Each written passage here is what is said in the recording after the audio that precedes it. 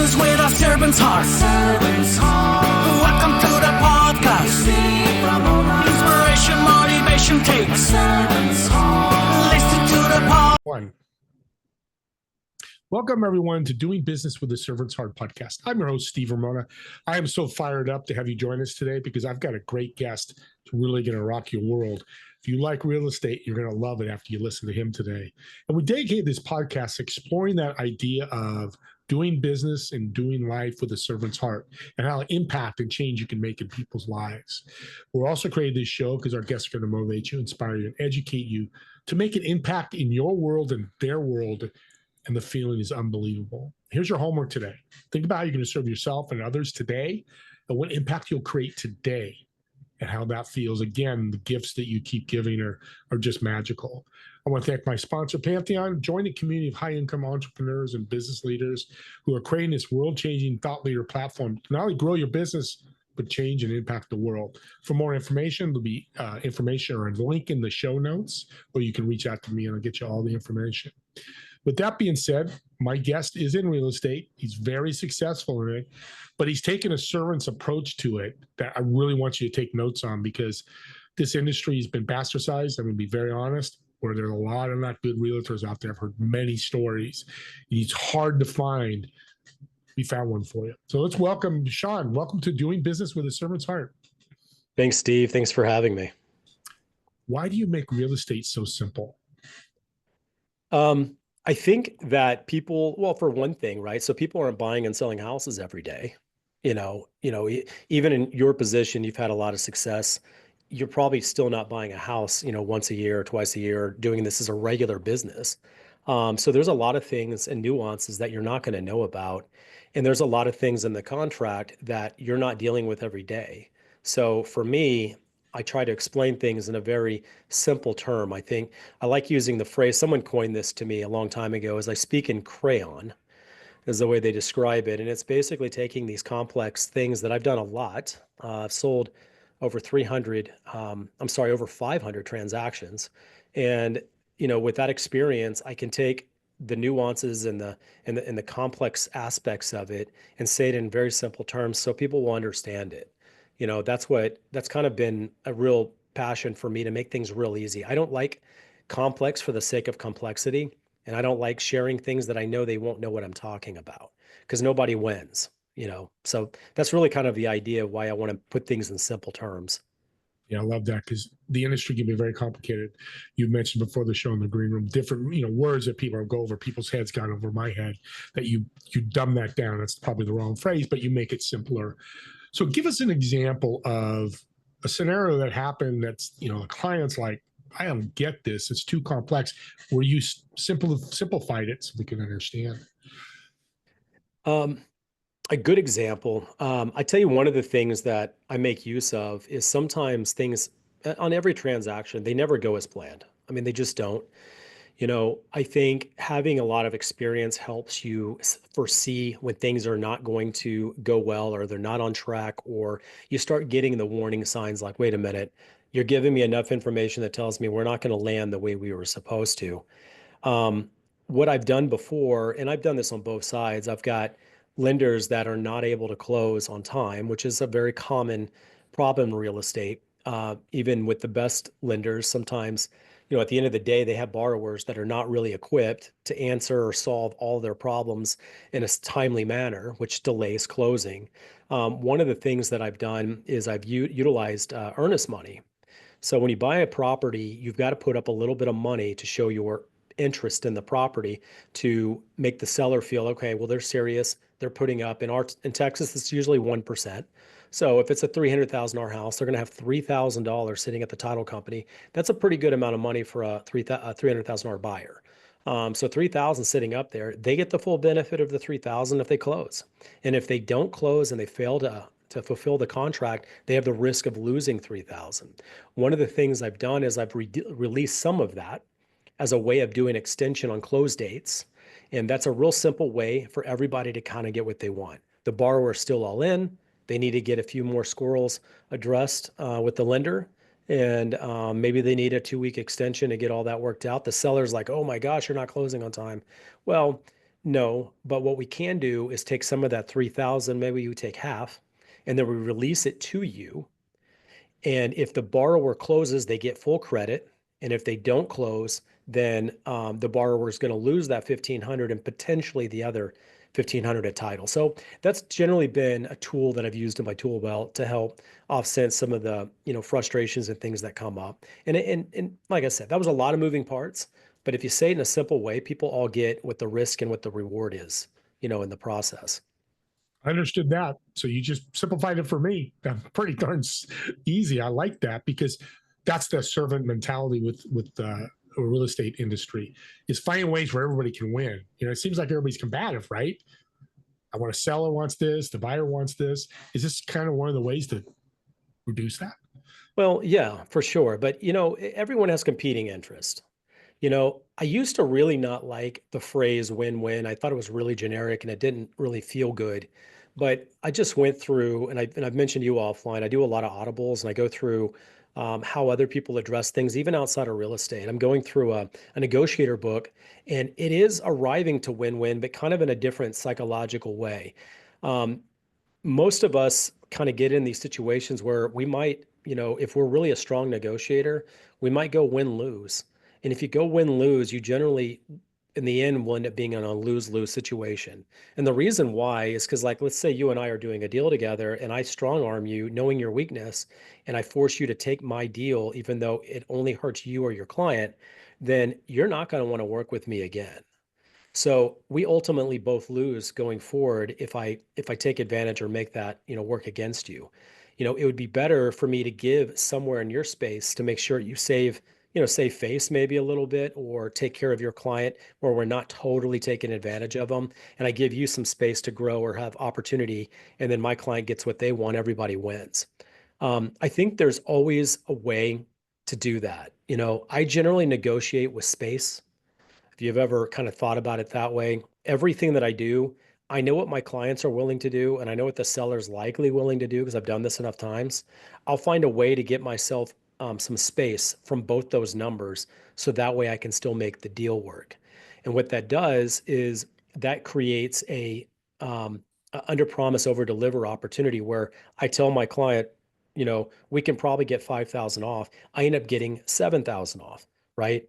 And I know the seller would probably be at least willing to give 8 or 9, but I know that somewhere Yeah. in the middle we can make this work. So everybody wins. And my client's like, wow, I can't believe you just made us another $2,000. So those are situations that we can kind of create a win-win. And it can happen in anything. When I talk about real estate negotiating, I always start with the basic principle, and this works for everything. If the buyer wants to buy and the seller wants to sell, there's somewhere in between we can kind of make this deal work. And that we just have to find the way that everybody's going to get where they want to get to in order to make the deal work. If any of those aren't working, then we need to exit. We need to go ahead and stop and terminate because I'm not going to force the other party to do it because it's only going to be at our detriment. Yeah. So Well, I love that story because to win, you're right. It could be win lose, but people think about the transaction today. We talked about before the show transformational, not transactional. You're transformational. Even there was a transaction embodied in all this. You're like, I want to work with Steve Ramona again. I don't need to what's the word I want to use? To blackmail, to do bad things to him just to get the sale. yeah. Now you're going to get 3 or 4 or 5 more referrals. Now your business grows instead of burning it one time and you burn bridges. So I love that. Talk about your coaching because you just coached us and you just gave us some great tips. Talk about your coaching and what I love your service heart is doing it for free. So, I do podcasting, just like, the kind of space that you're in. Mine's really targeted. It's not very open. It's really meant for agents, by agents for agents. So I'm looking at really successful agents, and primarily I prefer Dallas Fort Worth because I want to meet with them. I want to connect with them. I want them to be a part of my group. And I created this podcast. I call it Real Estate Success DFW with Sean Corbett. And I turned that into a Facebook group. And the Facebook group allows me to connect with agents in the Dallas-Fort Worth area and then offer them opportunities. At this point, I generally offer 1 to 2 events every single month. I provide lunch, they're free. And, I might teach them some, or I'll get in really good guest speakers that come in and teach at others. I'm going to do 2 this week. And I just share things that they're going to be able to walk away and be able to utilize. And one of the philosophies I have in this space is that I want to help people grow their business without spending money. It's one thing for all of us just to throw money at leads, which not all of us can, but I would rather build a system of how we're going to stay in front of our sphere the right amount of time and make the right amount of connections to get the right amount of opportunities. I've been doing this long enough and I really hyper focused on my sphere about 3 years ago. And it now has created a opportunity, a lead every day, every business day of the month. I get a lead in real estate. Now they don't all close because everyone's at a different spaces, but I get either a text or an email or a phone call, hey, X, Y, and Z, they told me to call you and they said you could help me. And then that way, it's always a warm referral. I don't have any cold referral based systems because that's not how I built my business.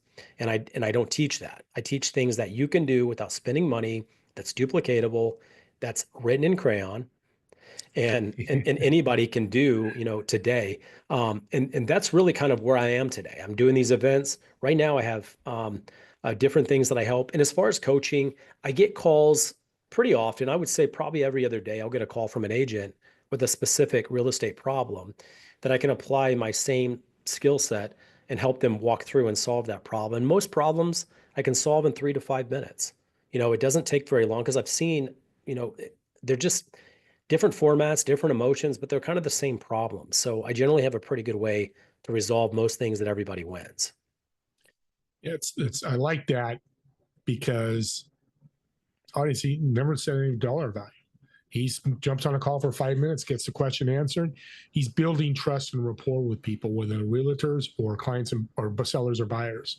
The trust factor is huge, and giving stuff away for free builds that trust factor where they're willing to go and give you that one referral a day. Real estate realtors out there, I just want you to think about, you got a referral every day for the month. How much will your business change? It's what the guy coaches. It's what Shaune does. So it's pretty powerful. When you're in real estate, how important is your client being receptive to what you do? Because I've heard a lot of realtors go, my client's so tough. I give them this information and they don't listen. They don't do this. They don't do that. What's the client's place in all this? And I've dealt with plenty of difficult clients. I have one now. I mean, I currently have about 7, 8 listings, and one of them, they don't want to listen to any of the advice that I have. It is frustrating. I've been there. And you can't force everyone to kind of do it the way you want to do it. But I think when you come in with credibility and experience, that's a great head start. And having those conversations of where we're going and what it's going to look like. And I can already kind of paint the picture of where the frustration or where things are going to happen and we're going to get off the track. So I start kind of putting that in their mindset before we start diving in and getting too deep into it. But I have clients that still won't listen. They have their own. I've got one. I'll give you another one. They have solar panels, and I'm going to tell you this for those out there. If you have the opportunity, I don't see really any upside in solar panels unless you're living there for 30 plus years.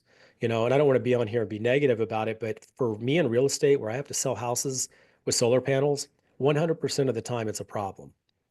I have one right now, the market says their house is probably worth about 540. We listed for 560 because they have a $23,000 solar panel bill. Okay, solar panels did not increase the value of that property and has nothing to do with the net value to the buyer, and the buyer's not going to pay for it. So we're stuck with a $23,000 gap in order to be able to make it work. And they're stubborn and they're going to stay on that. And they're going to force the buyer to make that solar panel a part of it. So I have to list it high in order to have enough money to be able to cover it. And unfortunately, I get no showings, so it's one of these, everybody's kind of losing at this point. It's a great home. It's the second lowest price house in the area, but the solar panels are holding us back from being able to really make it move. I got lots of examples of that no matter what. And if you lack credibility and experience, that's okay. You can find someone who does have it. If you're new, connect with a team, connect with a leader. someone that can, take you in. They can give you opportunities, but the better strength is when you bring in opportunities, they can partner with you and leverage their experience in order to get the deal done. I've done that for lots of agents that have worked with me. I say, hey, tell them you're part of True West Realty and I'm your partner, and your partner is, sold 300 million in real estate. We will have a solution for you. And you don't have to be, try to do it alone. I would leverage other people's experience. You read my mind. I was going to ask you a piece of advice for any realtor listening across the country, because that would run for any realtor, right? No matter if they're DFW or Northern California, where I'm at, or anywhere, right? Yeah, I would say every new agent, we always want to get to the sphere of influence. We need to find other buckets that we're going to create opportunities without spending money. And there's a lot of different buckets. There are referral-based lead systems. There are open houses. There are your own sphere of influence opportunities of connecting. There's ways we can do all this and put all these buckets together, because we're going to have different buckets to keep adding, contact. And then we're going to stay in front of those contacts, right? In the simplest terms, we want to touch anyone in our primary sphere 40 times a year. And if you have 100 people you touch 40 times a year, you will get 7 referrals that will close. Okay. 100 people, 40 touches a year, 7 real estate deals will close on referrals. And referrals cost you nothing. And it doesn't take conversations. I don't have a listing presentation. Okay. I'm just giving an example of where you start converting at a high level. I don't have a listing presentation. I don't have a buyer presentation. I don't go in and say, Steve, let me tell you why I want you to use me. And I don't have anything for you. You tell me what your problem is, and I tell you how to solve the problem. You get to a level of referrals. That's where you want to be at. I don't want to be selling you anything. I want you to realize that I've already helped 2 of your friends and I've had a lot of success with it. They've all come out really well. Now you're going to call me because, okay, well, you've already helped them. You're the guy. What do we do? Great. Here's how we're going to solve your real estate problem. And I tell you how to solve it. That's kind of where I think most people would like to be at. And you get to decide who you work with and when you work. That's another really powerful benefit of having a specifically targeted referral-based system. Is there are people that are referred to me that I don't want to work with. I won't be a good fit for them, and it's important to know that too. Yeah, very. That's what a servant heart does. You got to say no too. You can't try to serve everybody because it won't work. And I love what you said about that in regards to the real estate. It's so powerful. But here's the cool thing: it goes across all industries. You're a plumber, you're a business coach, you're a personal development author. What you just said, building that trust, working with people, bringing them value. So your audience that are going, I'm not a realtor. He just solved your problem. If you're any one of those, any entrepreneur at all, do exactly what he said. You'll be very successful. It would change your entire business if you approached every client as if you're looking for a referral from them. You have to take care of them so well that they're going to give you a referral. I mean, if you, just like you said, if I was a plumber, HVAC, I promise you I'm in the business. Every person in my list I refer, they all get the deal. Okay. If I refer you my HVAC guy, that guy's getting the business. If I refer you my plumber, the plumber is getting the business every single time. Imagine if they approached me when they did jobs for me, assuming that I would be the one referring them opportunities, and took care of me that well, then I mean, it can work with any business. Yeah. And audience, what he just said, if you're a realtor out there, get your partners. I call them joint partners. Your plumber, your roofer, all that. Line up with the right guys. What a way to serve. Because I come buy a home. I've never bought a home before. I might not know any of these people. And you can come in and ask you and go, hey, you got a good roofer? We got to change, done. You saved me so much time as a buyer of a house. So, or even the seller if they need to do things. So that's a great tip. We're coming to the end here. How important is education for a real estate realtor? I would advise everyone to niche. Okay, get really, really good in a particular space and know it better than anything. If you don't know how to niche, then think about who your ideal client would be, and then work backwards. If your ideal client is first-time home buyers, then maybe you really want to get into the new build space. If your new client, if you're military and you connect well with people in the military, then niche that. And then we're going to know everything about a VA loan. We're going to know everything about what they go through and the experiences of having to move every 3 to 5 years. We're going to know everything about them. So when we have a conversation with them, we talk their language. Um, if you can't, you got to do one or the other. Either you define where you want to be or you define your avatar. But wherever you go, we need to know exactly everything about that space. Yes, you can be educated on writing contracts, but I just feel like people can help you with that. I would rather you be able to talk that person's language the way that they would understand and do things because you can relate with them. That's going to give you a higher conversion rate than anything else that you can do. They don't care that you know how to read a contract. That's important. They expect you. That's the minimum. That's like, buying a house with a bad roof and not getting credit for the roof. It's like, wait a minute, your house is right at market value, but you got to take care of the roof to get us market value. You know, that's the standard. That's the basic to get that house at that value is that's the expectation. I've got a good roof. It works the same thing in real estate. You got to know at least, the basic contacts and things at a minimum. I do CE all the time. I do it for other reasons. I do it because I want to connect with other agents. I just went to one Friday. It was 4 hours. I mean, whatever. I sat down with everybody, connected with everybody, gave lots of feedback. I shared everything. And, I go to all of them because I'm looking to connect with agents in person organically. Same way when you're looking for clients, find places that you would connect with them organically, and then you can start building rapport and relationships. When you build relationships with people you have common interests in, they're more likely to call you when they need a real estate need. You don't have to get in their face. I never talk real estate directly with anybody. I don't call you, Steve, and say, hey, how is your house? You know, do you need a plumber or, when do you think you're going to be moving? I mean, those days are long gone. People hear sales when they hear that. Those days are long gone. You don't have to. I can call you, ask you how you're doing, be top of mind, and eventually you're going to say, hey, you know what? I was thinking about, buying a rental property. What do you know about that? It's going to come up in the conversation. You don't have to bring it up. Yep. Just say, I'm a realtor and leave it like that. What do you do? I'm a realtor. If they want to ask you questions, the organic is the way they go. I get calls once a month. Hey, ready to sell your duplex? You ready to sell your duplex? I'm like, where are you coming from? How do you even, yeah, you're right. It just rubs you wrong. And and I tell them, I'll never work with you anyway. Why not? Because I just don't like the way you pitch it. Yeah. Well, So we don't have a relationship. I mean, you got to build a relationship. Yeah. I don't know if you're going to sell my home or not. Yeah, this is great. Let's end with a great question. I want to know you a little deeper. So I've reserved a table at a restaurant for you in Dallas, Texas. And it's a table of 4. You're going to sit in one of the chairs. In those 3 empty chairs, who would you invite, whether dead or alive? And what food would you order? Which I think I know what you order, but you tell me. Like professionally or personally? Whatever comes to your mind. Be somebody you like to No, I talk mean, to. I think, for me, family is always going to come first, right? So of Okay. course my wife would be always the first. But if I took away my immediate family to make it a little harder, um,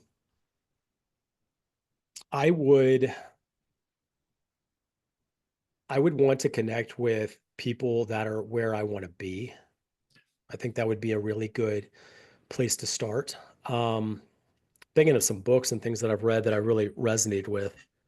Um, you know, uh, this is kind of a strange one. This guy named Brian Eisenhower, he's the one that actually wrote the Sphere of Influence and Real Estate book. And that's where I drew a lot of my inspiration from. So that would be a really good, interesting place to be. If I've got him, I'd probably want to see Gary Keller, who's Keller Williams he's the main name for Keller Williams. And I'm in, one from their perspective, one of the biggest competitors, which is EXP. We've both been chasing that number 1, number 2 spot for years, but Gary was was way ahead of his time when he came up with a lot of his ideas. It'd be great to be with Glenn Sanford, who's the founder of EXP. That would be a really fascinating conversation. As far as if we're going to be in Dallas, it's probably going to be either Tex-Mex or steak, right? Because I think that's what we have that's really, really good here.